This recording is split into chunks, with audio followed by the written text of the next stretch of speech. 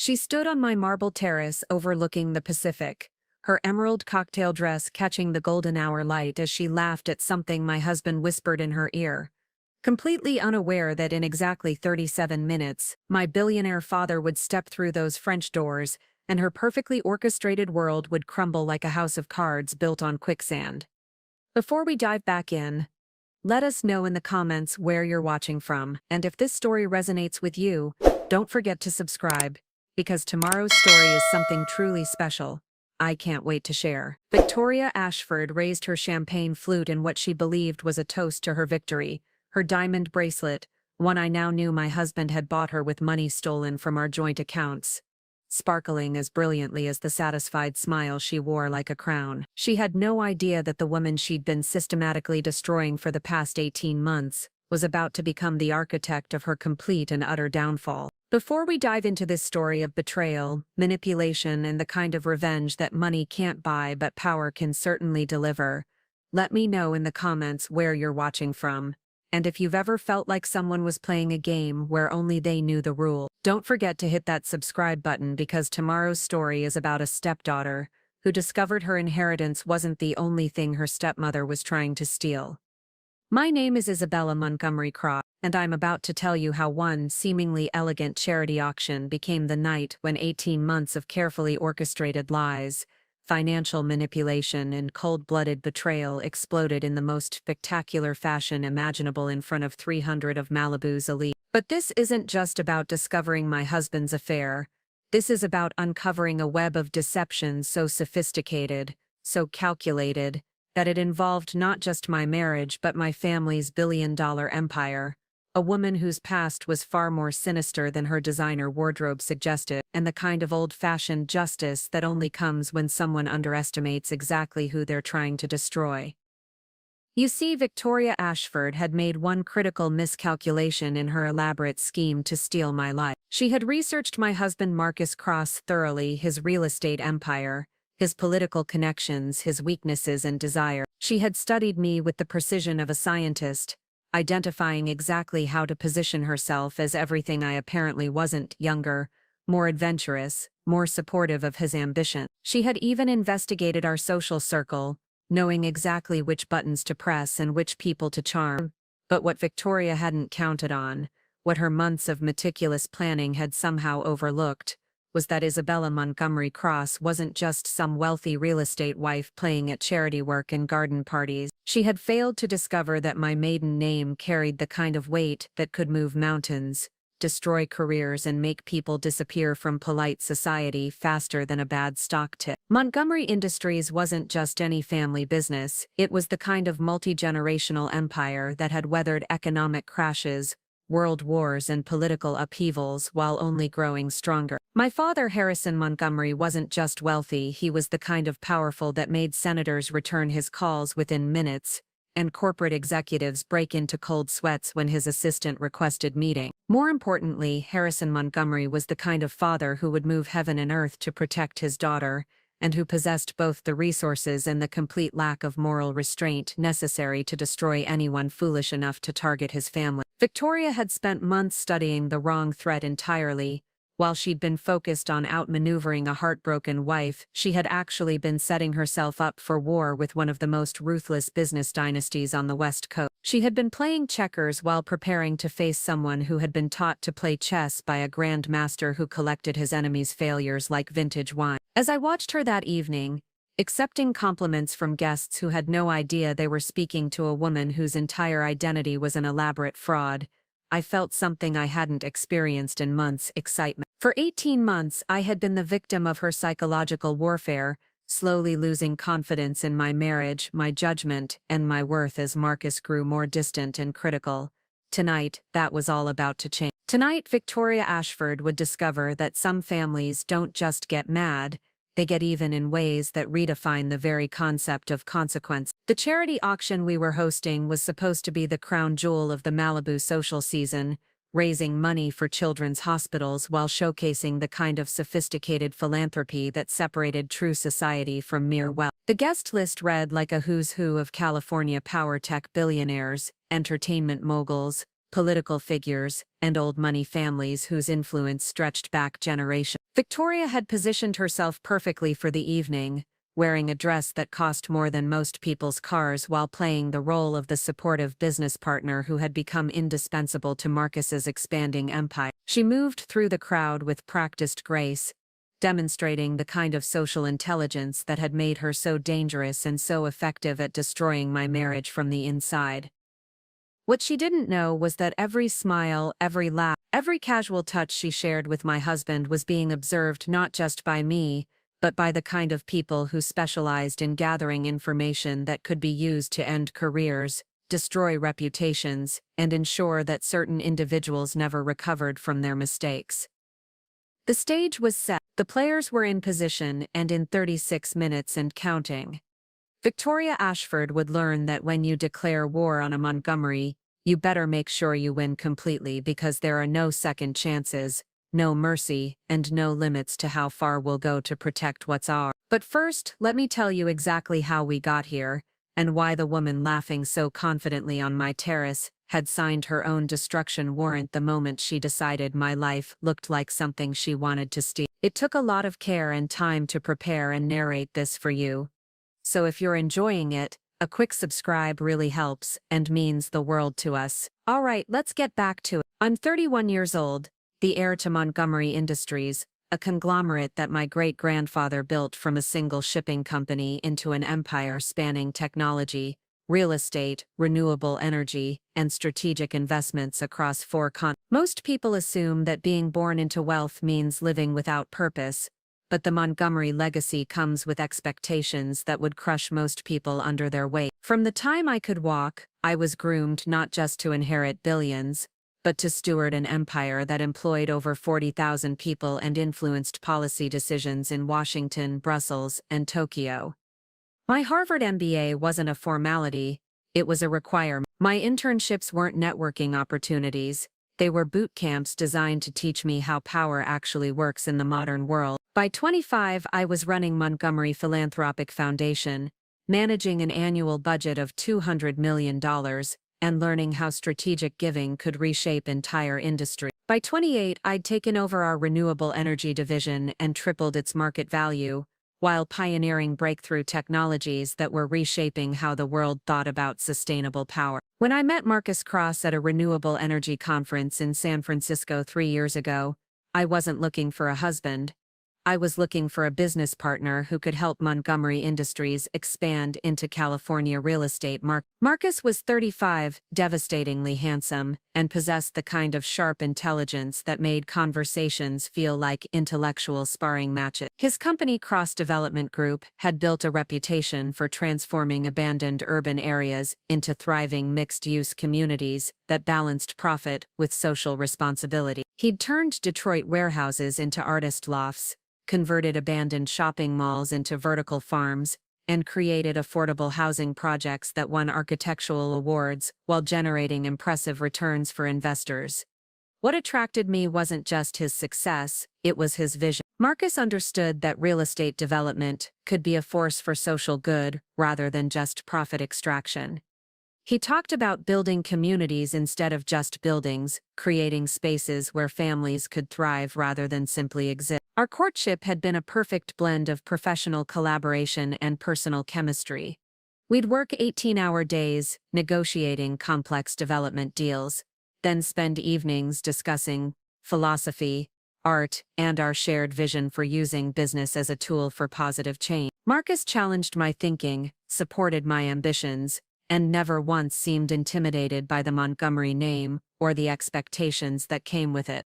Our wedding 2 years ago had been featured in Architectural Digest, not because of its extravagance, but because of its innovative design. Instead of a traditional venue, we'd constructed a temporary pavilion using sustainable materials that showcased both Montgomery's environmental technology and Cross Development's architectural vision. The structure was dismantled after the ceremony and donated to build emergency housing for wildfire victims. The guest list had included everyone from tech entrepreneurs to cabinet secretaries, but the ceremony itself was intimate and meaningful. Marcus's vows spoke about building something beautiful together, creating a partnership that would last generations and leave the world better than we found it. Our Malibu estate reflected that shared vision: 12,000 square feet of sustainable luxury perched on 4 acres of oceanfront property.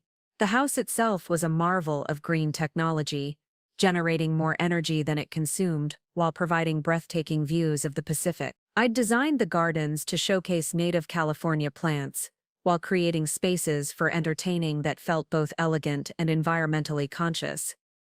The property had become a showcase for what was possible when unlimited resources met genuine commitment to sustainability. Solar panels and wind turbines were integrated so seamlessly into the design that guests often didn't realize they were looking at one of the most energy-efficient mansions in California. More importantly, our home had become a gathering place for the kind of people who were shaping the future: clean energy innovators, social entrepreneurs, progressive political figures, and philanthropists who understood that wealth came with responsibility. Our dinner parties weren't just social events, they were strategy sessions where deals were made, policies were influenced, and movements were launched. My role in these gatherings wasn't decorative. I was an equal partner in conversations about everything from climate change legislation to urban development policy. My insights were sought after, my opinions carried weight, and my network could open doors that even significant wealth couldn't budge. Marcus and I had built something extraordinary together: a marriage that was also a business partnership, a social platform, and a force for positive change. We'd collaborated on development projects that provided affordable housing while generating returns for Montgomery industry. We'd hosted fundraisers that raised tens of millions for environmental causes. We'd created a life that felt both personally fulfilling and socially meaningful. Our combined influence extended far beyond our individual accomplishment. When Isabella Montgomery Cross and Marcus Cross appeared together at industry conferences, policy summits, or charitable events, people paid attention. We represented the next generation of business leadership: sophisticated, socially conscious, and committed to using our resources for more than just accumulating more resources. The lifestyle we'd created was admittedly privileged, but it wasn't frivolous. Our art collection featured emerging artists whose work we commissioned and promoted. Our travels combined business development with cultural education and humanitarian work. Even our entertainment served multiple purposes, building relationships that advanced our professional goals while supporting causes we believed in. Friends often commented on how perfectly matched we seemed, how effortlessly we complemented each other's strengths while compensating for each other's weaknesses. Marcus grounded my sometimes abstract thinking with practical implementation strategy. I elevated his local focus with global perspective and resources. Our marriage had become something of a model for other couples in our social circle, proof that it was possible to build something together that was greater than the sum of its parts. We were frequently asked to speak at conferences about sustainable business practices, progressive philanthropy, and the next generation of conscious capitalism. What made our partnership so powerful was that it wasn't built on traditional gender roles or conventional expectations. We were both accomplished in our own right, both passionate about our work, and both committed to using our combined influence to create positive change in the world. The life we'd built together in Malibu represented everything I'd hoped to achieve: professional success that felt meaningful, personal happiness that felt authentic, and a platform for influence that could actually make a difference in the world. Our oceanfront estate wasn't just a symbol of wealth, it was headquarters for the kind of strategic philanthropy and conscious business development that we believed could reshape society. Until 18 months ago, I'd believed that what Marcus and I had created together was unshakable. Our shared vision, our professional collaboration, our personal chemistry, and our mutual respect seemed like foundations strong enough to weather any storm. I had no idea that someone was already studying those foundations, identifying every potential weakness, and developing a strategy to destroy everything we'd built while positioning herself to inherit the ruin. The foundation of Marcus and my partnership extended far beyond our romantic connection. It was built on a complex web of family relationships, business alliances, and shared professional goals that had taken years to cultivate and perfect. Understanding these dynamics is crucial to comprehending just how sophisticated Victoria's eventual infiltration would become, and why her betrayal cut so much deeper than simple marital infidelity. My father, Harrison Montgomery, had initially been skeptical of Marcus when I first brought him to the family estate in Napa Valley. The Montgomery family had a long history of strategic marriages that strengthened business alliances, and Harrison was concerned that I was prioritizing personal attraction over dynastic consideration. However, Marcus's intelligence, vision, and genuine respect for our family's legacy quickly won him over. The turning point came during a dinner conversation about urban redevelopment, when Marcus challenged one of Harrison's long-held assumptions about affordable housing projects. Instead of being offended, my father was impressed by Marcus's courage and the depth of his research. By the end of that evening, Harrison was discussing potential joint ventures and treating Marcus as a future son-in-law rather than a temporary romantic interest. My mother, Catherine Montgomery, had been more immediately accepting, perhaps because she recognized in Marcus the same entrepreneurial spirit that had originally attracted her to my father 35 years earlier. Catherine had built her own successful interior design firm before marrying into the Montgomery empire, and she appreciated that Marcus valued my professional accomplishments, rather than seeing them as competition or inconvenience. The integration of Cross Development Group into the broader Montgomery ecosystem had been gradual but thorough. Marcus's company began serving as the primary contractor for Montgomery Industries' West Coast real estate investments,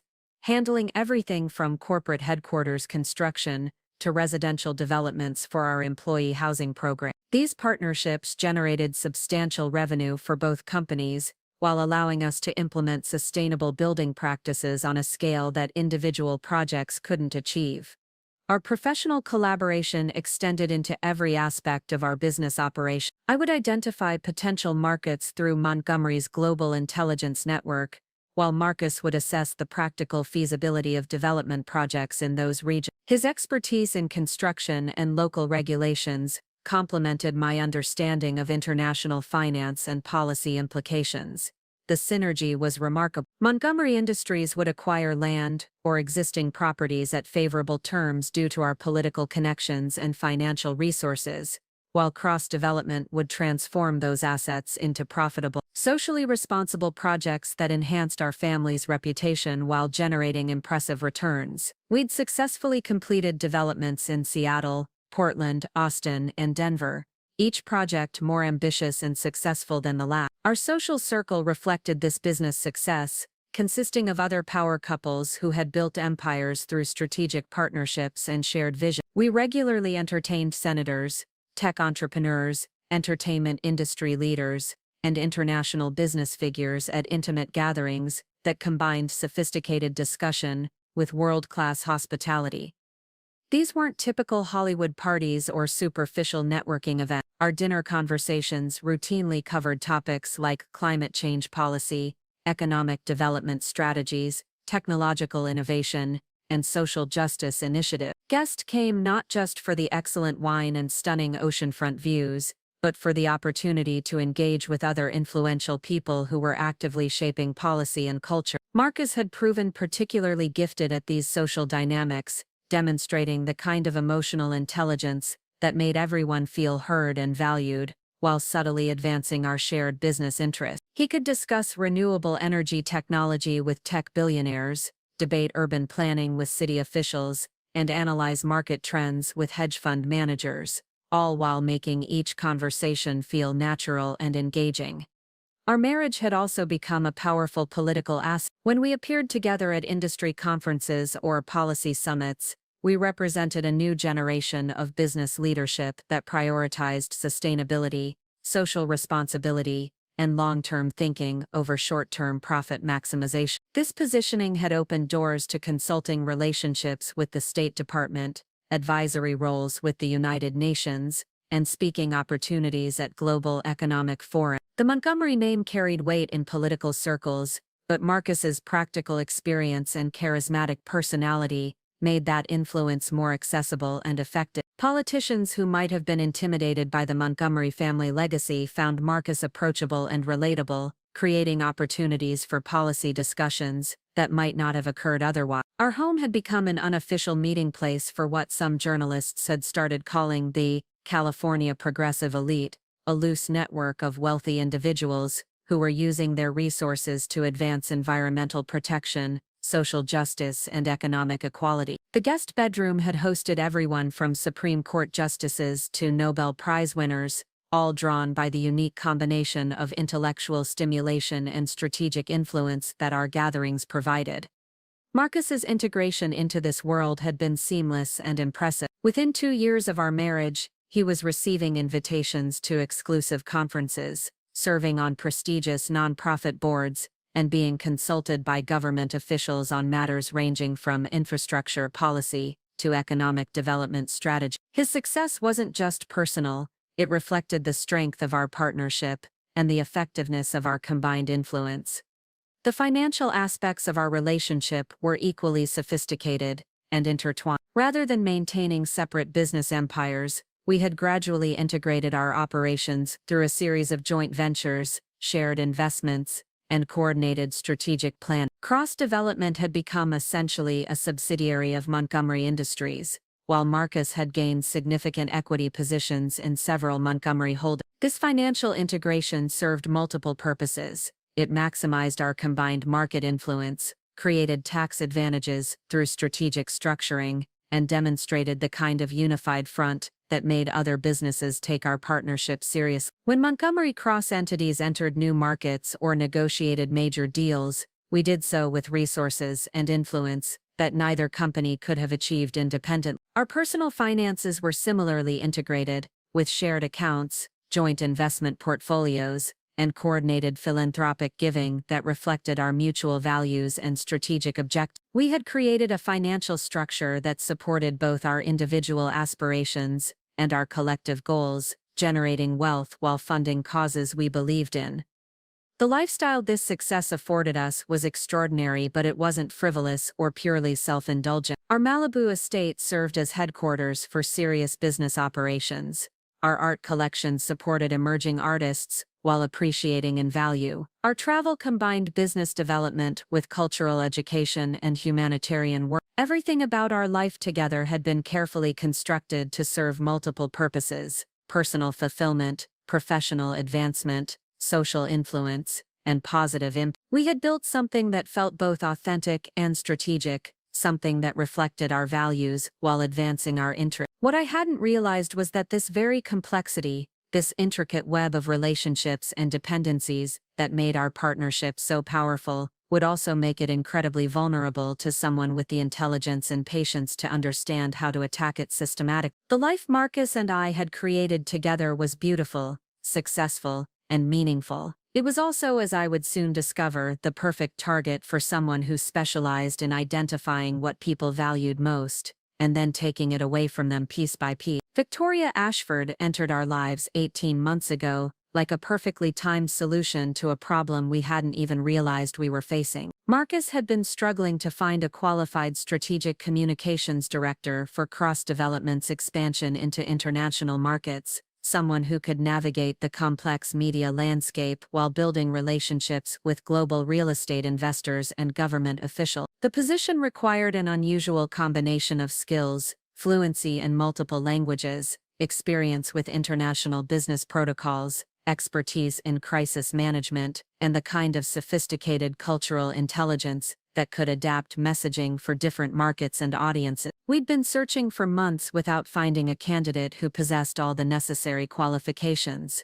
Victoria's resume was extraordinary. She held degrees from the London School of Economics and Columbia Business School, had spent 5 years with McKinsey & Company specializing in global market entry strategies, and had subsequently worked as a senior communications consultant for several Fortune 500 companies, expanding into European and Asian markets. Her client list included tech giants, pharmaceutical companies, and financial services firms, all of whom had provided glowing references about her strategic thinking and execution capability. More impressive than her credentials was her immediate understanding of cross-development's vision and culture. During her first interview, Victoria demonstrated comprehensive knowledge of our recent projects, insightful analysis of our competitive positioning, and sophisticated recommendations for enhancing our international profile. She spoke fluent French, German, and Mandarin, had lived in London, Frankfurt, and Hong Kong, and possessed the kind of global perspective that our expansion strategy desperately needed. Her presentation materials were flawless,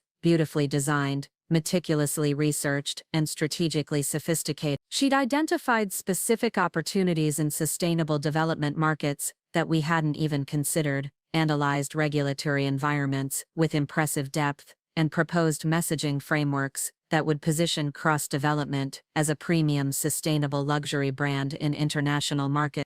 Beyond her professional qualifications, Victoria possessed the kind of elegant confidence that made everyone around her feel more sophisticated and successful. She was 33 years old, strikingly beautiful without being ostentatious about it, and carried herself with the polished grace that comes from years of navigating elite business and social environments. Her personal style was impeccable, designer suits that suggested success without flashiness, jewelry that was clearly expensive but never overwhelming, and the kind of understated luxury that demonstrated both wealth and taste. She understood instinctively how to dress for different occasions, whether presenting to corporate executives, attending industry conferences, or joining us for social events with potential clients. Victoria's integration into our professional operations was remarkably smooth. Within her first month, she'd restructured our communications strategy, established relationships with key international media outlets, and secured speaking opportunities for Marcus at prestigious global conferences. Her work was consistently excellent, delivered ahead of schedule, and exceeded our expectations in both quality and strategic impact. The results were immediate and impressive. Cross-development began receiving inquiries from international investors who had never heard of us before. Victoria's arrival, Marcus was invited to participate in high-profile panel discussions about sustainable development at conferences in Dubai, Singapore, and London. Our company profile was featured in global business publications that had previously ignored American sustainable development firms. Victoria's expertise extended beyond traditional communications into areas we hadn't even considered. She understood international tax implications of global expansion, could navigate complex regulatory requirements in different countries, and possessed relationships with government officials and business leaders that opened doors we couldn't have accessed independently. Her strategic recommendations were sophisticated and effective. She suggested partnership opportunities with European firms that provided access to established distribution networks while maintaining cross-development's independence. She identified potential acquisition targets that would accelerate our international growth while complementing our existing capabilities. Her analysis of market timing and competitive positioning consistently proved accurate and profitable. What made Victoria particularly valuable was her ability to adapt her approach to different audiences and contexts. When presenting to conservative investors, she emphasized cross-development's financial performance and risk management capability. When speaking with progressive clients, she highlighted our environmental impact and social responsibility initiatives. She could seamlessly shift between languages, cultural contexts, and communication styles depending on what each situation required. Her social intelligence was equally impressive. Victoria understood intuitively how to navigate the complex dynamics of our elite social circle, demonstrating appropriate deference to established figures while contributing meaningfully to conversations about business, policy, and culture. She never appeared intimidated by wealth or power, but she also never seemed presumptuous or inappropriate in her interaction. During business dinners at our home, Victoria proved to be an ideal addition to conversations that often included senators, tech entrepreneurs, and international business leaders. She could discuss European regulatory frameworks with former government officials, analyze Asian market opportunities with venture capitalists, and debate sustainability metrics with environmental advocates, all while maintaining the kind of gracious professionalism that made everyone comfortable. Her contributions to these gatherings went beyond mere participation. She enhanced them. Victoria would ask thoughtful questions that deepened discussions, share insights that illuminated complex issues, and make connections between different topics that weren't immediately obvious to other guests. Her presence elevated the intellectual quality of our social events while demonstrating cross-development's sophisticated global perspective. Marcus was clearly impressed by Victoria's capabilities and contributions. He frequently praised her strategic thinking during our private conversations, crediting her with insights that had improved his own understanding of international markets and communication strategy. Their professional collaboration appeared seamless and highly productive, with Victoria anticipating his needs and exceeding his expectations consistently. The financial impact of Victoria's work was substantial and measurable. Within 6 months of her arrival, Cross Development's international revenues had increased by 40%. Our media coverage had expanded into global markets, and our brand recognition among international investors had grown dramatically. These weren't minor improvements. They represented fundamental transformation in our company's global positioning and growth trajectory. Victoria also demonstrated remarkable discretion and reliability in handling sensitive business information. She had access to confidential financial data, strategic planning documents, and private communications with potential partners, yet never showed any indication of misusing or compromising that information. Her professionalism in these matters was absolute and reassuring. Her relationship with me had developed naturally from professional courtesy into what felt like genuine friendship. Victoria was attentive without being intrusive, supportive without being obsequious, and interesting without being competitive. She seemed genuinely interested in my work with Montgomery Industries, and frequently asked thoughtful questions about philanthropy strategy and sustainable business practice. During our conversations, Victoria shared carefully selected details about her own background and experiences, stories about challenging consulting projects, insights about different business cultures, and observations about the unique demands of working in male-dominated industries. Her personal revelations were modest and appropriate, creating intimacy without oversharing or inappropriate disclosure.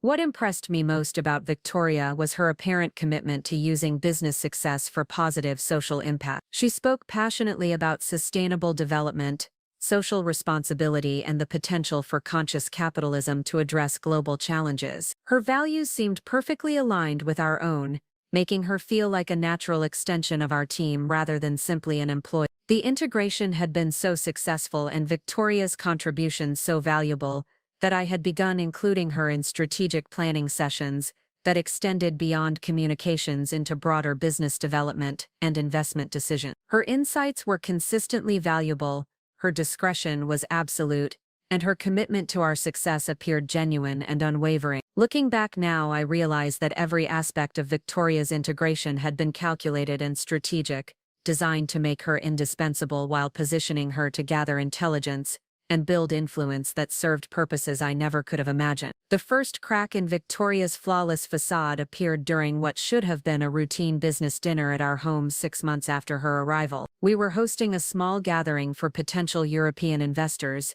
and Victoria was presenting Cross Development's expansion strategy with her usual polished confidence. The presentation was going perfectly until one of our guests, Heinrich Weber, a prominent German real estate developer, asked about her previous work with sustainable projects in Frankfurt. Victoria's response was smooth and professional, describing a mixed-use development that had incorporated cutting-edge environmental technologies while revitalizing a struggling neighborhood. Her details were impressive: specific energy efficiency metrics, innovative construction materials, and social impact measurements that demonstrated both environmental and community benefits. Heinrich nodded approvingly, clearly impressed by her apparent expertise. But something nagged at me throughout the rest of the evening. Victoria's description of the Frankfurt project had sounded remarkably similar to a development Marcus and I had visited in Copenhagen the previous year. The architectural details, the community integration strategies, even the specific sustainability metrics she'd cited, seemed almost identical to what we'd observed in Denmark, not Germany. I dismissed the concern initially, reasoning that sustainable development projects often shared similar approaches, and that Victoria might have been involved in consulting work that applied successful strategies across multiple locations. The similarity could easily be explained by industry best practices, rather than fabrication. The second red flag emerged 2 weeks later during a conference call with potential investors in Singapore. Victoria was explaining Cross Development's approach to sustainable luxury residential development, drawing on examples from her previous consulting work to demonstrate market viability and profit potential. Her presentation was compelling and sophisticated, but one detail caught my attention. She referenced a specific residential tower in Hong Kong that had achieved remarkable energy efficiency ratings, while commanding premium prices in the luxury market. Her knowledge of the project seemed intimate and detailed. She cited occupancy rates, energy consumption data, and resident satisfaction surveys, with the confidence of someone who had been deeply involved in the development process. However, I remembered reading about that exact building in an architectural magazine several months earlier. The article had been written by the project's lead architect, who had described it as an innovative collaboration between local developers and European sustainability consultants. There had been no mention of any American consulting firms or communications specialists involved in the project. When I privately asked Victoria about her role in the Hong Kong development, after the call, her explanation was vague and slightly evasive. She claimed to have provided communications support for the European consultants, helping them navigate cultural differences and language barriers during client presentation. The role she described seemed minor compared to the detailed knowledge she demonstrated, but her explanation was plausible enough to avoid raising immediate concerns. More troubling was a subtle shift I'd begun noticing in Marcus's behavior and our relationship dynamic. Changes that individually seemed insignificant, but collectively suggested something fundamental was evolving in ways I couldn't quite identify or understand. Marcus had always been attentive to my work and interested in Montgomery Industries' operations, but his questions about my business activities had become more frequent and detailed than usual. He would ask about specific deals I was negotiating, particular clients I was meeting with, and strategic decisions that hadn't previously been topics of casual conversation between us. Initially, I'd been pleased by what seemed like increased interest in my professional life. Marcus had always been supportive, but his deeper engagement with Montgomery Industries' operations suggested our partnership was evolving to include even more sophisticated collaboration and coordination between our respective business interests. However, the nature of his questions began to feel oddly specific and strategic. He would inquire about the timing of major announcements, the details of confidential negotiations, and the personal relationships I was building with other industry leaders. His curiosity seemed to extend beyond general interest into areas that felt more like intelligence gathering than marital conversation. Marcus's schedule had also become increasingly unpredictable, with frequent evening meetings and weekend strategy sessions that apparently required absolute privacy and focus. When I'd offered to coordinate catering or provide administrative support for these intensive work periods, he'd politely declined, explaining that Victoria preferred to handle all logistics herself to maintain consistency and avoid disruptions to their collaborative process. The explanation was reasonable and professionally sound, but it represented a departure from our established pattern of mutual support and integration. Throughout our marriage, we had routinely assisted each other with business operations, from hosting client dinners to coordinating travel arrangements for important meetings. The sudden exclusion from even peripheral involvement in Marcus's most important professional activities felt like a subtle but significant shift in our partnership dynamics. More concerning were the changes in Marcus's communication patterns and emotional availability. He had begun taking phone calls in his car rather than his home office, claiming that certain strategic discussions required additional security precautions due to competitive intelligence concerns. When I'd pointed out that his office was already equipped with sophisticated privacy protection systems, he'd explained that Victoria had recommended enhanced operational security protocols based on her experience with high-stakes international negotiations. The paranoia seemed excessive for sustainable development projects, but Marcus had become adamant about maintaining strict confidentiality boundaries around his business operation. His commitment to these security measures meant that I was increasingly excluded from conversations and decisions that had previously been shared aspects of our professional collaboration. Most unsettling was a gradual change in Marcus's assessment of my contributions to our shared business activities. Comments that began as constructive feedback had evolved into subtle criticism of my strategic thinking,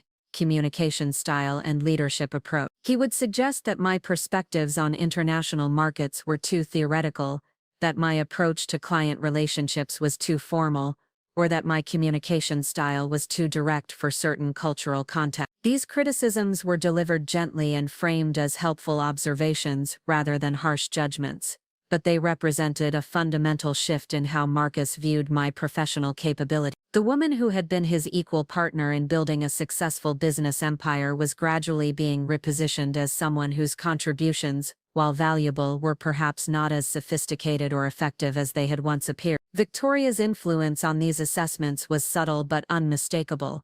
During business discussions, she would offer insights that indirectly highlighted areas where my approaches differed from international best practice. Her suggestions weren't explicitly critical of my methods, but they consistently implied that more sophisticated strategies might yield better results. The cumulative effect was a gradual erosion of my confidence in my own judgment and capability. Decisions I would have made automatically began requiring additional consultation and validation. Strategies I had previously implemented with complete assurance started feeling uncertain and potentially inadequate. Looking back, I realized that Victoria's expertise in communications extended far beyond traditional marketing and public relations into sophisticated psychological manipulation. She understood how to undermine confidence gradually, how to introduce doubt without appearing critical, and how to position herself as indispensable while making others feel inadequate. But at the time, these changes felt like natural evolution in our business operations, rather than deliberate manipulation. The success Victoria was generating for cross-development seemed to validate her methods and recommendations, making it difficult to distinguish between legitimate strategic improvements and systematic psychological warfare. The woman who had appeared to be the perfect addition to our professional team was actually conducting a carefully orchestrated campaign to destabilize everything Marcus and I had built together, while positioning herself to inherit the ruins of our partnership. The moment that shattered my carefully maintained denial arrived on a foggy Tuesday morning when I was recovering from what I thought was a mild case of food poisoning. I'd spent the previous day feeling nauseated and dizzy, attributing my symptoms to something I'd eaten at a client lunch, and had decided to work from home rather than make the drive to our downtown offices. Marcus had left early for what he described as a breakfast meeting with potential investors in Santa Monica, and I'd planned to spend the morning reviewing philanthropic grant applications in the comfort of our home office. Around 10:30, I realized I'd left my reading glasses in Marcus's Tesla the night before, along with the detailed financial analysis I needed to complete my foundation board presentation. Using the spare key fob, I went to retrieve the documents from his car, expecting to find them in the passenger seat where I'd placed them after our drive home from dinner. The papers were exactly where I'd left them, but as I gathered the materials, my elbow accidentally activated the center console storage compartment. Inside, partially hidden beneath insurance documents and charging cables, was a smartphone I'd never seen before. The device was an older model iPhone with a distinctive rose gold case that seemed oddly feminine for Marcus's typically understated technology choices. More puzzling was the fact that it was currently active and displaying several unread message notifications from someone identified only as. My first instinct was to close the console and respect Marcus's privacy, assuming the phone was related to some confidential business communication that required additional security measure. But the device buzzed with another incoming message as I hesitated, and the preview notification was visible enough that I could see it began with "Missing you already, darling." The intimate language was so unexpected and incongruous with any professional relationship that I found myself picking up the phone before I could consciously decide whether to respect his privacy or investigate further. When I opened the message thread, what I discovered transformed my understanding of reality so completely that I had to grip the car door to remain standing. The conversation history revealed months of intimate exchanges between Marcus and Victoria that documented not just a physical affair, but an emotional relationship that had become the central focus of both their lives. Messages that traced the evolution of their connection from initial attraction through sophisticated romantic planning and future strategizing that included detailed discussions of my systematic elimination from Marcus's life. "Yesterday's board meeting was torture," read one message from Victoria, sent just 3 days earlier. "Watching you present our expansion strategy while pretending we're just colleagues made it impossible to concentrate on anything except how much I wanted to touch you. The way you handled Henderson's objections was brilliant, but all I could think about was celebrating privately later." Marcus's response had been equally revealing. "Having you in the same room while maintaining professional distance is becoming unbearable." Every strategy session where I have to watch you charm other people while knowing I can't publicly claim you is getting harder to endure. 5 more months until we can stop hiding.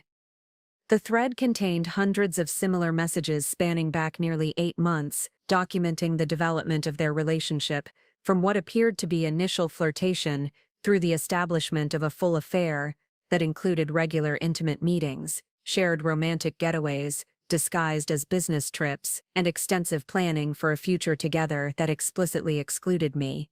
What made the discovery devastating beyond simple infidelity was the calculated nature of their discussions about my role in their plans. They hadn't just been conducting an affair, they had been strategically planning the dust of my marriage, my business relationships, and my financial security while ensuring their betrayal would provide them with maximum benefit and minimum personal cost. Isabella's questions about the Hong Kong project last week were more specific than usual.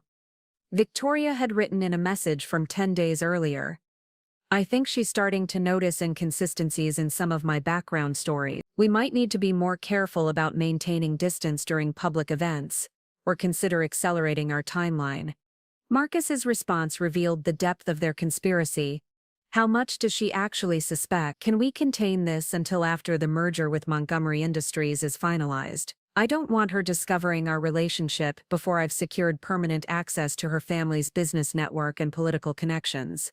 That's exactly why we can't wait much longer, Victoria had replied. I've been researching California divorce laws and community property regulations. If Isabella files before you've established independent control over the joint ventures, she could potentially claim significant portions of your business equity and future earning.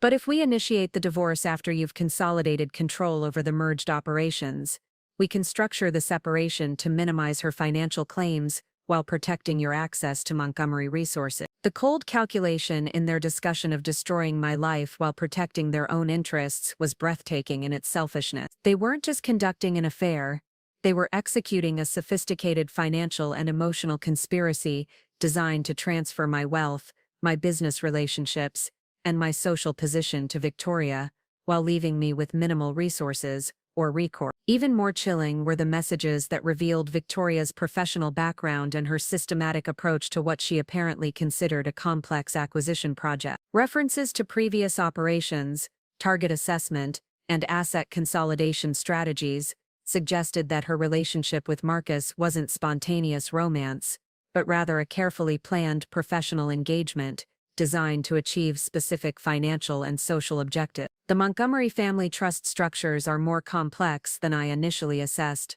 Victoria had written in a message from 6 weeks earlier. Isabella's access to family resources isn't just about inheritance. She has active control over several subsidiary operations and investment funds. Securing permanent access to those networks will require more sophisticated planning than typical social engineering projects. Marcus's response had been equally cold. Can you neutralize her influence with her father without triggering defensive response? Harrison Montgomery's protective instincts where Isabella is concerned could become problematic if he suspects she's being manipulated or threatened. That's why the approach has to be gradual and appear organic, Victoria had explained. Isabella needs to appear to be making independent decisions about reducing her involvement in family operations, while simultaneously becoming more dependent on your judgment for major choices. The process takes time, but it ensures minimal resistance and maximum asset transfer. The messages revealed that every aspect of our relationship over the past 8 months had been subject to analysis, manipulation, and strategic planning, designed to position Victoria as my replacement, while ensuring she inherited not just my husband, but my access to family wealth, business connections, and social influence. As I sat in Marcus's car reading the evidence of their systematic betrayal, I realized that my marriage hadn't just been damaged by infidelity, it had been strategically targeted for destruction by 2 people who had been planning my emotional and financial ruin, while accepting my hospitality, my trust, and my support for their supposed professional collaboration. But what Victoria and Marcus had failed to anticipate was that Isabella Montgomery Cross wasn't simply a wealthy wife whose life could be stolen through charm and manipulation. They had underestimated both my intelligence and my resources, and they were about to discover that some people fight back with weapons they never saw coming. After photographing every message on Marcus's phone and carefully returning it to exactly the position where I'd found it, I spent the remainder of that Tuesday developing a response strategy that would transform their sophisticated betrayal into the foundation of their complete destruction. Victoria Ashford had made the mistake of targeting someone whose family had been winning strategic warfare for 3 generations. She was about to receive an education in what happens when you declare war on people who possess unlimited resources, no moral constraints, and absolutely nothing left to lose. The investigation that began with Marcus's secret phone revealed a web of deception so sophisticated and far-reaching that it transformed my understanding, not just of Victoria's betrayal, but of my family's vulnerability to professional predators who had been studying us for years. What I initially assumed was opportunistic affair had actually been the culmination of a systematic intelligence operation that reached back nearly 3 years, and involved parties whose identities and motivations would prove far more sinister than simple romantic manipulation. Using the advanced research capabilities that Montgomery Industries had developed for competitive intelligence and due diligence investigations, I began systematically deconstructing every aspect of Victoria's claimed background and professional history. The resources at my disposal were extraordinary: private investigators with intelligence community experience, forensic accountants who specialized in uncovering financial fraud, and cybersecurity experts who could trace digital footprints across multiple platforms and jurisdictions. Within 48 hours, my team had assembled a preliminary profile that revealed Victoria Ashford's entire professional identity was an elaborate fabrication designed to infiltrate high-net-worth families and extract maximum value through a combination of romantic manipulation, financial fraud, and strategic intelligence gathering. The real Victoria Ashford had indeed graduated from Columbia Business School, but her subsequent career bore no resemblance to the impressive consulting resume she'd presented to us. Instead of working for McKinsey & Company on global market entry strategies, she had spent 5 years with Blackstone Intelligence Services, a boutique firm that specialized in what they euphemistically called social engineering and asset recovery operations. Blackstone's client list was a carefully guarded secret, but the firm's capabilities were well known among certain circles of wealthy individuals who required protection from sophisticated fraud schemes. They provided services ranging from background verification to counterintelligence operations, and their most exclusive offering was something called preventive extraction, identifying and neutralizing threats before they could cause significant damage to their clients' interest. What made this discovery particularly chilling was the realization that Victoria's expertise wasn't in traditional consulting or communications. It was in identifying wealthy targets, studying their vulnerability, and executing long-term operations designed to extract maximum value while minimizing the risk of detection or retaliation. Her previous assignments, which my investigators were able to piece together through financial records and legal documents, included a tech entrepreneur in Seattle, whose wife had mysteriously filed for divorce just before his company went public, transferring half his equity to a woman who had been his marketing consultant for 18 months. There was a pharmaceutical executive in Boston whose strategic advisor had gained access to confidential research data that was subsequently sold to competitors, destroying his company's market position while generating substantial profits for unknown parties. Most disturbing was the case of renewable energy pioneer in Austin, whose communications director had systematically undermined his relationships with investors and family members, before disappearing with detailed proprietary technology specifications that had later appeared in patents filed by a mysterious consortium of offshore companies. The pattern was consistent and terrifying. Victoria specialized in long-term operations that involved gaining intimate access to successful individuals, studying their business operations and family dynamics, then executing sophisticated extraction schemes that left her targets financially and emotionally devastated while she and her collaborators disappeared with maximum profits and minimal legal exposure. But the investigation revealed something even more alarming about my family's specific situation. Victoria's targeting of Marcus and our marriage hadn't been random or opportunistic.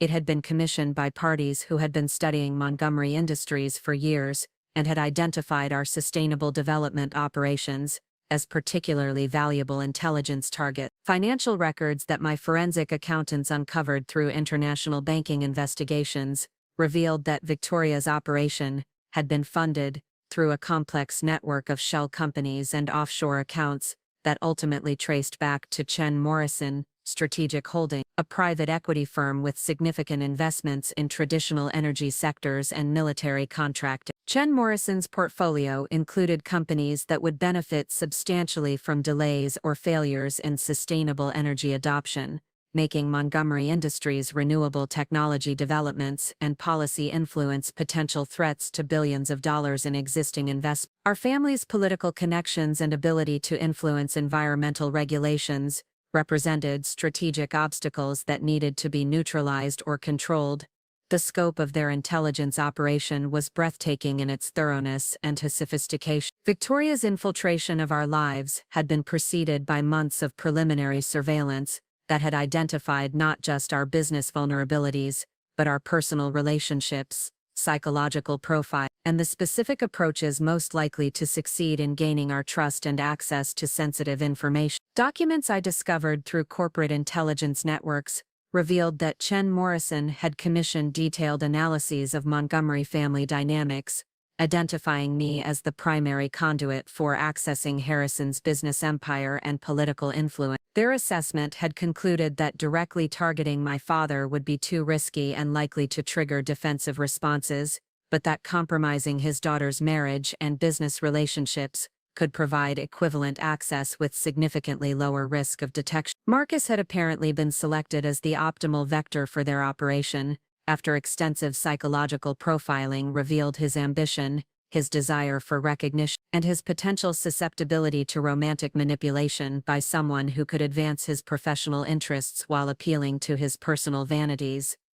The timeline of their operation was chilling in its patience and precision. Victoria's initial contact with Marcus at the Renewable Energy Conference hadn't been coincidental. She had been tracking his activities for months, studying his business interest, professional goals, and personal vulnerabilities to identify the perfect opportunity for introduction. Her impressive credentials and consulting resume had been carefully constructed to address exactly the business needs that Marcus had been expressing in industry publications and conference presentations. She had positioned herself as the perfect solution to problems he hadn't even fully articulated, making her arrival in our lives feel like extraordinary good fortune rather than calculated manipulation. Even more disturbing was the revelation that Victoria's operation had included surveillance and intelligence gathering on my own activities, my relationship with my father, and my role in Montgomery Industries' strategic planning. The personal information she had gathered during our supposed friendship, details about family dynamics,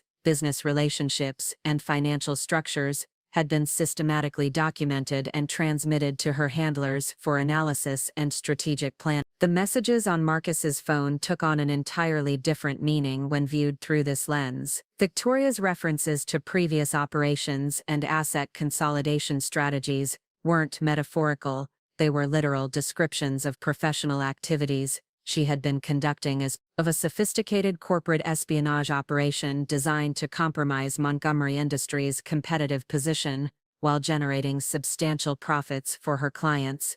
What made the situation even more dangerous was the realization that Victoria's handlers at Chen Morrison had anticipated the possibility of discovery and had prepared contingency plans designed to minimize their exposure while maximizing damage to our family's business interests and political influence.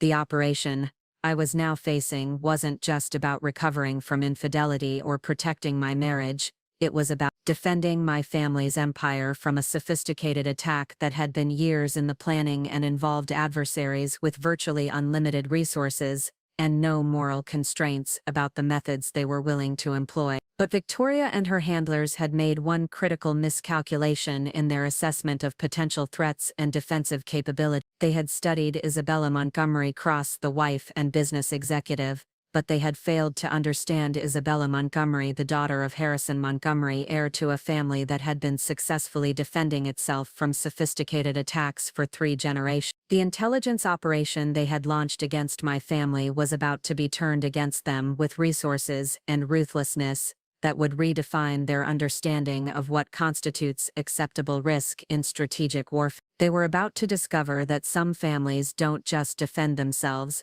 they destroy anyone foolish enough to target them in ways that serve as permanent warnings to future threats. The transformation from devastated wife to strategic commander began the moment I walked into my father's Napa Valley estate and delivered a single sentence that would mobilize resources Victoria and her handlers never could have anticipated. "Harrison, we're under attack, and I need to declare war." My father's response was immediate and chilling in its controlled fury. Within 6 hours of our conversation, Harrison had assembled what he called his crisis response team, a collection of specialists whose existence most people would never suspect, and whose capabilities would have impressed intelligence agencies. These weren't typical corporate consultants or legal advisors.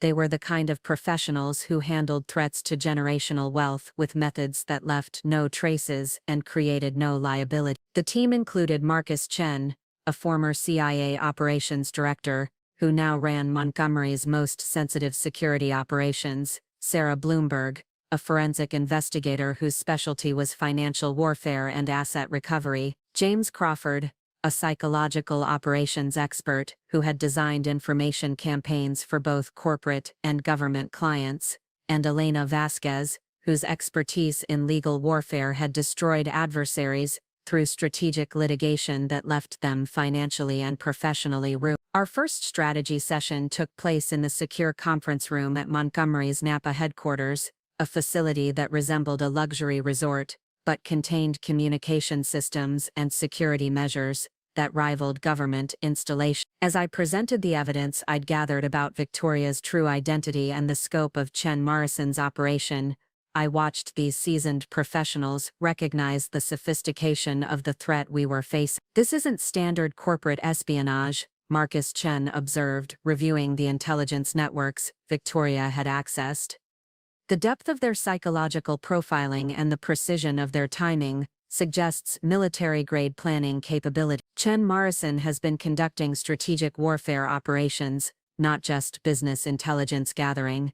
Sarah Bloomberg's analysis of the financial structures was equally sobering. "They've been positioning themselves for systematic asset extraction that would have transferred potentially hundreds of millions in value, while creating legal protections that would have made recovery nearly impossible." This operation was designed to financially cripple Montgomery Industries while funding their next series of targets.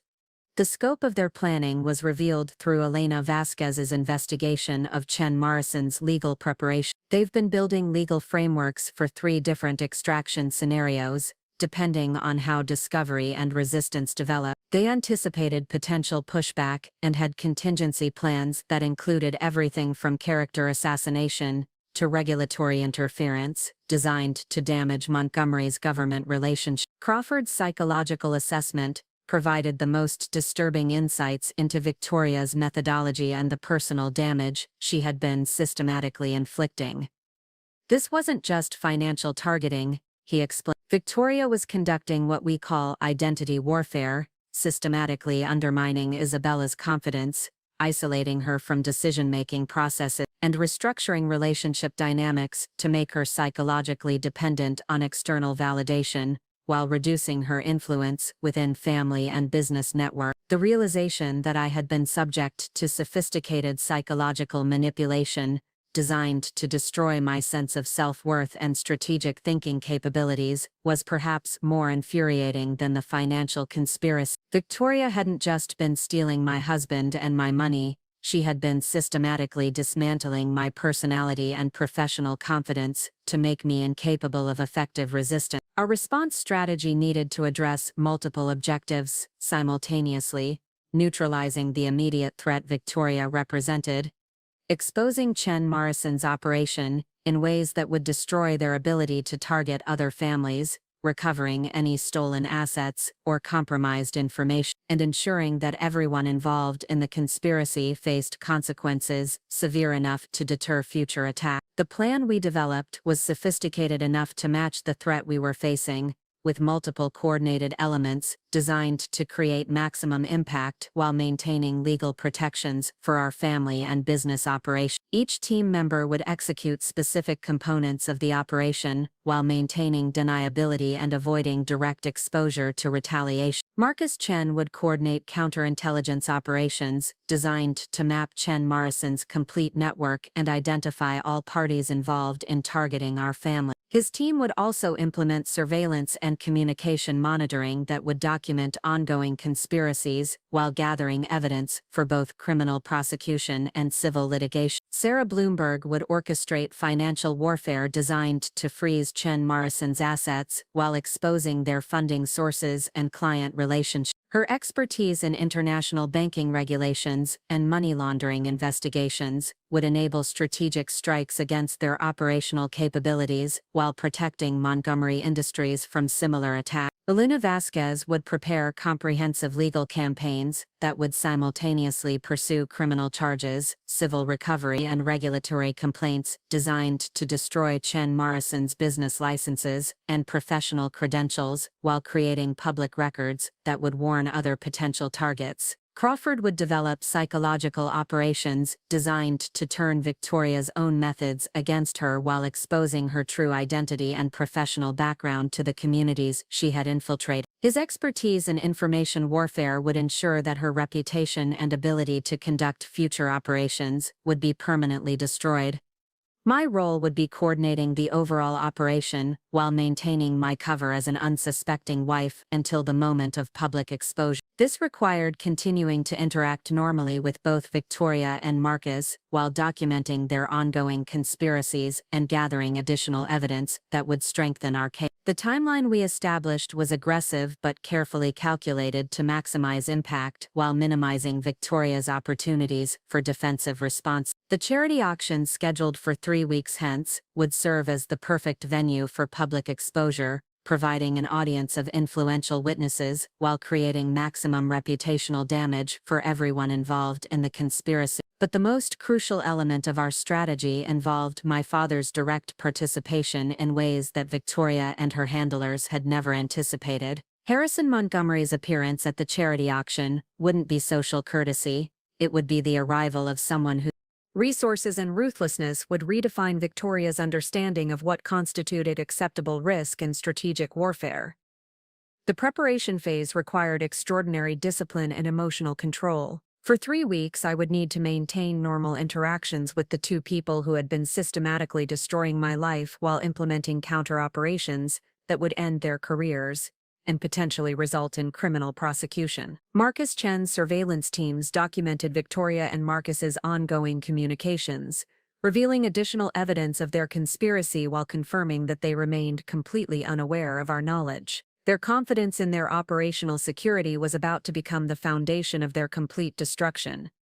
Sarah Bloomberg's financial investigations uncovered additional assets and offshore accounts that Chen Morrison had been using to fund their operations, providing targets for asset recovery that would compensate our family while destroying their ability to finance future attacks against other victims. Elena Vasquez's legal preparations created multiple avenues for prosecution and civil recovery that would ensure comprehensive consequences, regardless of how Victoria and her collaborators attempted to defend themselves or flee jurisdiction. Crawford's psychological profiles of Victoria, Marcus, and their Chen Morrison handlers provided strategic insights into their likely responses and vulnerabilities that would enable us to anticipate their defensive measures while exploiting their psychological weaknesses. As the charity auction approached, every element of our counter-operation was positioned for execution with military precision. Victoria believed she was approaching victory in a sophisticated extraction operation that would provide her with everything she had worked to steal from my family. Instead, she was walking into a trap designed by people whose expertise in strategic warfare had been developed over generations of protecting generational wealth from exactly the kind of threats she represented. The woman who specialized in destroying other people's lives was about to discover what happened when she targeted a family that had been successfully defending itself from sophisticated attacks since before she was born.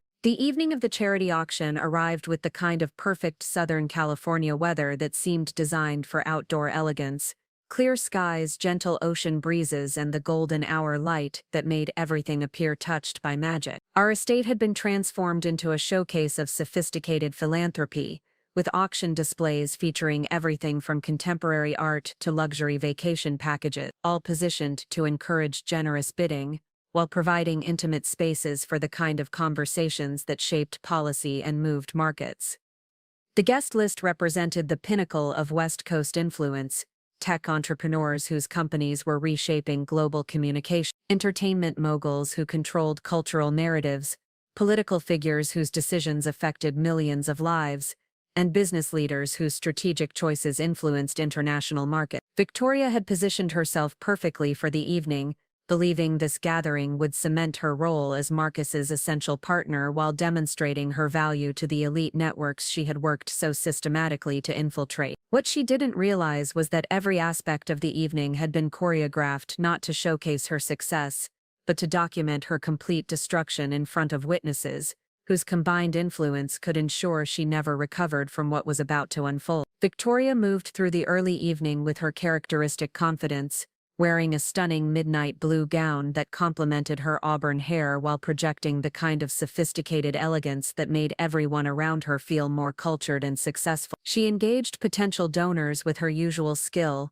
discussing sustainable development projects with tech billionaires, analyzing international market opportunities with venture capital, and demonstrating the cultural intelligence that had made her so effective at penetrating elite social circles. Marcus appeared equally confident, working the crowd with the charismatic energy that had made him successful while clearly enjoying the admiration Victoria's presence generated among other guests. Their interactions throughout the evening were perfectly calibrated, professional enough to maintain appropriate boundaries while intimate enough to suggest a partnership that extended far beyond business collaboration. What neither of them could have anticipated was that their every conversation, gesture, and private exchange was being captured by recording equipment, so sophisticated that it could isolate individual voices even during crowded conversation. Marcus Chen's surveillance teams had transformed our estate into a comprehensive intelligence gathering operation that would document not just their public behavior but their private discussions about future plans and ongoing deception. At exactly 8:15, as Victoria was explaining Cross Development's international expansion strategy to a group of potential European investors, I activated the discreet signal that would initiate the evening's dramatic revelation. The first element of our coordinated exposure involved the arrival of my father, whose entrance immediately shifted the energy and attention of the entire gathering. Harrison Montgomery commanded attention in ways that transcended mere wealth or social position. His presence carried the weight of generational influence, and the kind of power that made even billionaires defer to his judgment. As he moved through the crowd, accepting greetings from old friends and acknowledging introductions to new acquaintances, I could see Victoria processing his arrival with the kind of strategic assessment that had made her so dangerous. What she couldn't have known was that Harrison's appearance wasn't social courtesy. It was the beginning of a systematic demonstration of exactly what happened when someone targeted the Montgomery family with the kind of sophisticated attack she had been orchestrating. The second phase of our operation began when Dr. Crawford activated the specially designed audio-visual presentation that had been integrated into the auction's entertainment programming. What appeared to be a routine slideshow celebrating sustainable development achievements was actually a carefully crafted information warfare campaign designed to expose Victoria's true identity and professional background to 300 of the most influential people on the West Coast. The presentation began with seemingly innocuous images of successful sustainable development projects around the world, but gradually introduced documentation that revealed Victoria's actual career history with Blackstone Intelligence Service. Financial records, employment documents, and surveillance photographs created an undeniable narrative that transformed the sophisticated communications director into a professional infiltrator whose specialty was destroying wealthy families. Victoria's reaction was immediate and devastating to witness. As images of her previous targets appeared on screens throughout the estate, the tech entrepreneur in Seattle, the pharmaceutical executive in Boston, the renewable energy pioneer in Austin, her confident composure cracked visibly. The color drained from her face as she realized that her carefully constructed identity was being systematically demolished in front of the very people she had worked so hard to impress and manipulate. But the most damaging revelation came when the presentation transitioned to documentation of her current operation, including financial records that traced her funding back to Chen Morrison's strategic holdings and surveillance photographs that captured her conducting intelligence-gathering operations at events she had attended as our supposed family friend.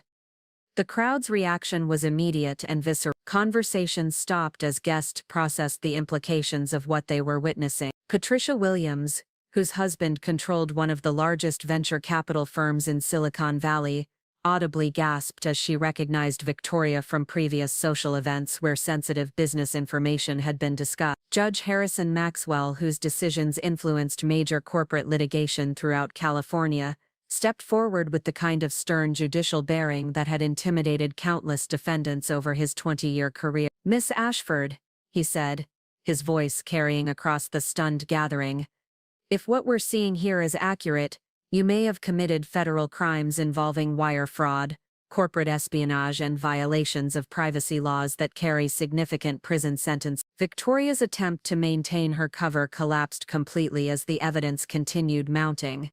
"This is obviously some kind of setup," she said desperately, her voice rising with panic as she realized the magnitude of her exposure. "These documents are fabricated, designed to destroy my reputation for competitive business reasons." But Marcus was already moving away from her, his political instincts, recognizing that association with Victoria had become toxic to his career and reputation. The man who had collaborated in planning my destruction was now abandoning his co-conspirator to protect his own interests, demonstrating the same selfishness that had motivated their entire conspiracy. Harrison's response to Victoria's defensive protestations was delivered with the kind of cold authority that had made him legendary in business warfare. "Miss Ashford, or whatever your real name might be, you've made the mistake of targeting my daughter and my family with the kind of sophisticated attack that requires equally sophisticated consequence." He gestured toward Marcus Chen, whose team had been documenting the evening's events while preparing for the legal proceedings that would follow. "These gentlemen represent federal law enforcement agencies that specialize in prosecuting exactly the kind of crimes you've been committing. The evidence we've gathered over the past 3 weeks includes financial records, communication intercepts, and witness testimony that will ensure you spend considerable time in federal prison." The revelation that our response hadn't been mere exposure but rather a comprehensive criminal investigation that had been coordinated with federal authorities transformed Victoria's panic into complete desperation. She had anticipated potential discovery and had prepared defensive strategies, but she had never imagined facing the kind of resources and coordination that could result in federal prosecution. As federal agents moved through the crowd to formally arrest Victoria for wire fraud, corporate espionage, and violations of the Computer Fraud and Abuse Act, the gathered elite of Southern California witnessed the kind of justice that money could buy when directed by people who understood how to wage warfare against sophisticated. The woman who had spent months systematically destroying my life while positioning herself to inherit everything I had worked to build, was now facing federal charges that would end her career, destroy her reputation, and result in substantial prison time. But perhaps the most satisfying moment came when Harrison looked directly at Marcus, whose political career and business empire were about to be destroyed by his association with Victoria's crimes and his participation in conspiring against the Montgomery family. "Miss Cross," Harrison said with quiet menace, "you'll find that betraying my daughter carries consequences that extend far beyond criminal prosecution. By tomorrow morning, every business relationship, political connection, and financial arrangement you've built will be permanently terminated." The charity auction had become exactly what we intended, a public demonstration that some families don't just defend themselves from attack, they destroy anyone foolish enough to target them in ways that serve as permanent warnings to future threats. The legal and social consequences that followed Victoria's arrest unfolded with the kind of systematic precision that only unlimited resources and generational influence could orchestrate. Within 48 hours of her public exposure, federal prosecutors had filed charges that included wire fraud, corporate espionage, money laundering, and violations of the Computer Fraud and Abuse Act, crimes that carried potential sentences of up to 30 years in federal prison. The investigation that followed revealed the full scope of Chen Morrison's strategic holdings operations, exposing a network of professional infiltrators who had been targeting wealthy families across the country for nearly a decade. Victoria's arrest triggered a cascade of additional investigations, as other victims came forward with evidence of similar operations, creating a federal task force dedicated to prosecuting what prosecutors described as the most sophisticated financial predation scheme in modern American history. Chen Morrison's executive leadership faced charges under the Racketeer-Influenced and Corrupt Organizations Act, with federal prosecutors arguing that their entire business model constituted organized criminal enterprise designed to systematically defraud high-net-worth individuals through elaborate long-term deception operations. The firm's assets were frozen pending criminal proceedings, and their client list became evidence in multiple federal investigations that would destroy careers and reputations across various industries. Victoria herself proved to be a far more significant figure in the criminal organization than anyone had initially realized. Federal investigators discovered that she had been Chen Morrison's most successful operative, responsible for operations that had extracted over $40 million from victims across 7 states over the past 5 years. Her methods had become increasingly sophisticated with each operation, and the Montgomery family targeting represented the culmination of techniques she had been developing and refining throughout her criminal career. The personal impact on Victoria was devastating and comprehensive. Her assets were seized under federal forfeiture laws, her professional credentials were permanently revoked, and her reputation was destroyed so thoroughly that she became unemployable in any legitimate business capacity. The media coverage of her case served as a cautionary tale about the vulnerability of wealthy families to sophisticated social engineering attacks. Marcus's destruction was equally complete but far more satisfying to witness. Harrison Montgomery's promise about terminating his business relationships proved to be an understatement. Within a week of the charity auction, Cross Development Group had lost every major client, every political connection, and every financial arrangement that had supported the company's operations. The speed and comprehensiveness of Marcus's professional collapse demonstrated the reach and influence that generational wealth could exercise when directed with strategic precision. Government contracts were canceled due to security concerns, private investors withdrew funding citing reputational risks, and former political allies publicly distanced themselves from association with someone who had collaborated in attacking the Montgomery family. More personally devastating for Marcus was the discovery that Victoria had never genuinely cared for him beyond his utility as a vehicle for accessing Montgomery resources. Federal investigators revealed that she had been conducting simultaneous operations against 2 other targets: pharmaceutical executive in San Diego and a technology entrepreneur in Portland, using identical methods and manipulative techniques that demonstrated her complete emotional detachment from the lives she was systematically destroying. The divorce proceedings that followed were swift and financially devastating for Marcus. California's community property laws, combined with evidence of his fraudulent concealment of assets and his conspiracy to defraud me of marital property, resulted in settlements that left him with minimal resources, while ensuring I recovered everything he had attempted to steal. My father's role in orchestrating these consequences extended far beyond legal and financial warfare into the kind of social destruction that ensured Marcus would never recover his previous status or influence. The elite networks that had supported his political ambitions and business development were permanently closed to him, creating social isolation that complemented his financial ruin. But perhaps the most satisfying aspect of the resolution was the broader impact our response had on protecting other potential victims. The federal task force that investigated Chen Morrison's operations led to criminal prosecutions that dismantled similar organizations and created legal precedents that would make future social engineering attacks more difficult to execute and more dangerous for perpetrators to attempt. The publicity surrounding Victoria's case also served educational purposes,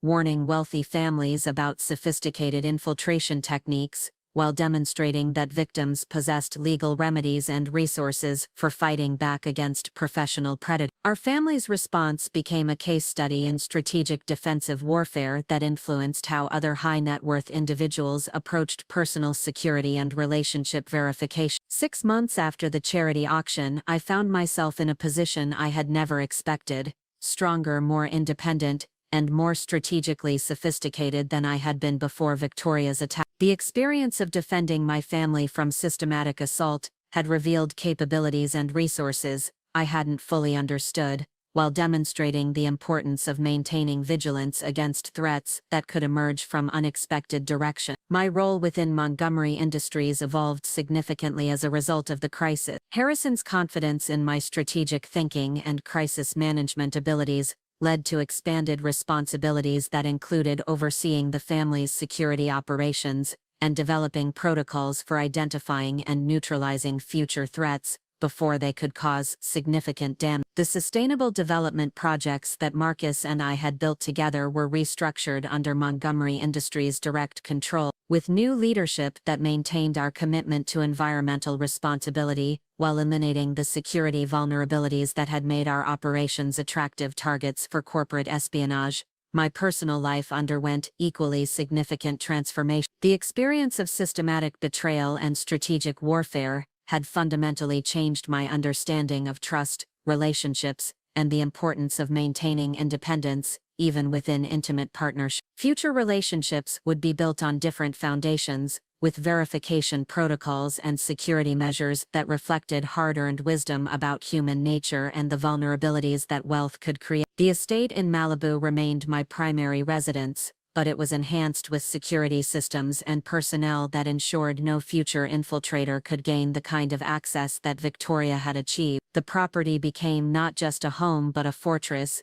beautiful and welcoming to genuine friends, while impenetrable to those with hidden agenda. Looking back on the 18 months of systematic assault that Victoria and Marcus had conducted against my life, I realized that their attack had ultimately made me stronger and more capable than I had been before they targeted my family. The naive trust that had made me vulnerable to their manipulation had been replaced by strategic thinking and defensive capabilities that would protect me from future threats. Today, as I continue building Montgomery Industries' influence while supporting sustainable development projects around the world, I understand that strength isn't about avoiding betrayal. It's about developing the intelligence, resource, and determination to destroy anyone who attempts to target you or your family. Victoria Ashford learned too late that some people don't just defend themselves when attacked, they transform their victimization into weapons that ensure their attackers never threaten anyone else. She had spent years perfecting the art of destroying other people's lives, but she had finally encountered someone whose family had been mastering the art of strategic warfare for generations. The woman who had walked into my life, believing she could steal everything I had worked to build, discovered that targeting a Montgomery carried consequences that would destroy not just her operation, but serve as a permanent warning to anyone else foolish enough to mistake wealth for weakness or kindness for vulnerability. Sometimes justice isn't swift, but when properly orchestrated by people with unlimited resources and no moral constraints about defending their family, it can be absolutely perfect. Up next, you've got 2 more standout stories right on your screen. If this one hit the mark, you won't want to pass these up, just click and check them out.